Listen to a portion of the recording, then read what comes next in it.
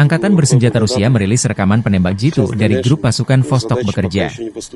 Penembak jitu ini pembuka jalan dan melindungi pasukan infanteri. Penembak jitu menyingkirkan personel musuh dan mendukung detasemen penyerangan unit senapan bermotor, serta memungkinkan mereka maju ke arah Donetsk Selatan. Unit pasukan Vostok Rusia merilis 2 rekaman serangan ke pertahanan Angkatan Bersenjata Ukraina di Donetsk Selatan.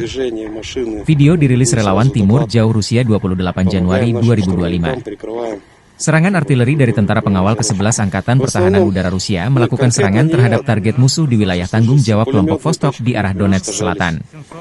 Sementara video lain, operator drone FPV dari Brigade Pasukan Khusus Pengawal ke-14 dari kelompok Vostok menghancurkan peralatan musuh di arah Donetsk Selatan. Ну и живая сила противника, естественно. Начинают опасаться, с опасениями уже не ходят так в открытую, как до этого было, пока, возможно, нас не бывало.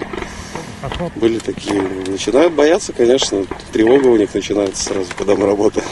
Используем вот такие винтовки нашей отечественной разработки, Орсис Т-5000, калибр 338. Прицел 25-кратный. Ну, самая оптимальная работа — это до 1500 можно работать, в зависимости от погодных условий. Download Tribun X sekarang, menghadirkan lokal menjadi Indonesia.